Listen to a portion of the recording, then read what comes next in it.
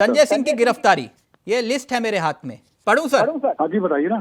संजय राउत, सत्येंद्र जैन आम आदमी पार्टी शिवसेना, इसके बाद सोनिया गांधी, हेमंत सोरेन, अनिल पर शिवसेना उद्धव कोटे, इसके साथ साथ अजीत पवार, अनिल देशमुख, अभिषेक बनर्जी, कीर्ति चिदम्बरम, छगन भुजबल, नवाब मलिक, पी चिदम्बरम, फारूक अब्दुल्ला, मनीष सिसोदिया। ये मैंने कुछ नामों की लिस्ट पढ़ी। अभी कुछ और आंकड़े हैं, एक एक करके मैं आपके सामने रखूंगा। 2004 से लेकर 2022 121 नेताओं पर ईडी का एक्शन हुआ और महज 115 विपक्ष के नेता। एक मिनट अजीत पवार, छगन भुजबल, ये भ्रष्टाचारी है कि नहीं? अच्छा एक चीज और देखिए, बड़े मजे की बात।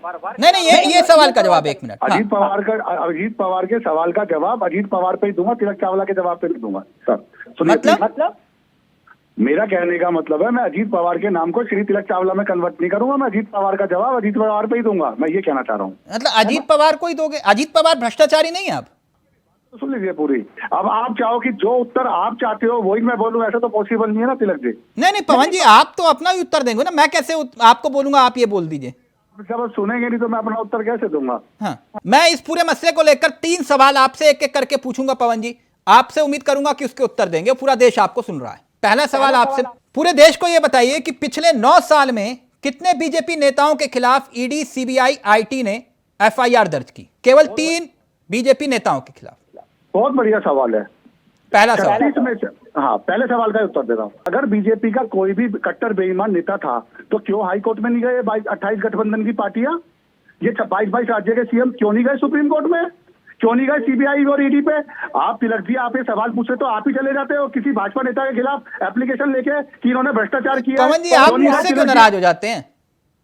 सवाल का उत्तर है तो फिर आपको मेरी नाराजगी लग रही है। नहीं, आप कह रहे हो कि आप चले जाते।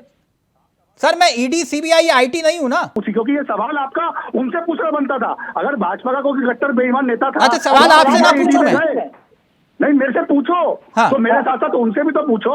दूसरा सवाल आपसे मेरा, कितने बीजेपी नेताओं के घर पर ईडी, आईडी और सीबीआई के छापे पड़े और गिरफ्तारी हुई? ये मेरा दूसरा सवाल। कृपया 3 नेताओं के नाम बताइए। बिल्कुल ठीक है। आप एक बात बताइए, ये तो भारतीय जनता पार्टी और देश के लिए बड़े सौभाग्य की बात है, आपने ऐसा सवाल पूछा। ये देख लिए कि 3 नेताओं के नाम नहीं है कि वो कट्टर बेईमान है। आप ये कह रहे हैं कि कोई बेईमान नहीं है? जी, आप बता दिए अगर है तो फिर आप क्यों नहीं गए सीबीआई ईडी में? तो सर, जांच करवाएंगे तभी तो पता चलेगा कौन बेईमान है कौन नहीं। आरोप तो आप ही ने लगाए हैं कईयों के ऊपर। मेरा तीसरा सवाल आपसे, तीसरा सवाल, ऐसे कितने नेता हैं जिनके ऊपर पहले ईडी, सीबीआई, आईटी के केस थे और बीजेपी ज्वाइन करने के बाद उनकी कभी कोई गिरफ्तारी नहीं हुई? तीसरा सवाल। उम्मीद करता हूं तीसरे सवाल का उत्तर देंगे आप। बिल्कुल, मैं तो दोनों सवालों के भी उत्तर दे, मैं तीसरे का भी उत्तर दूंगा। आप एक बात बताइए, सीबीआई और ईडी पे पहले जिन नेताओं पे रजिस्टर्ड केस थे और उसके बाद भाजपा में आ गए, आप तो डायरेक्टली या इनडायरेक्टली ये कह रहे हैं कि भाजपा एक गंगा है और उसके अंदर जो भी आएगा धुल जाएगा। सर, मैंने नहीं कहा, मैंने तो सिर्फ आपसे पूछा। आप तो एक्शन ले रहे हैं ना भ्रष्टाचार के खिलाफ, तो ऐसे 3 नेता तो होंगे जो आपको ज्वाइन करने के बाद उनको आपने, समझ रहे हैं ना मेरी बात?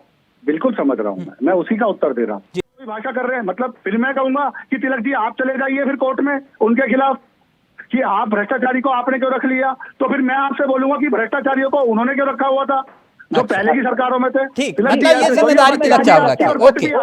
ओके पवन जी, ओके।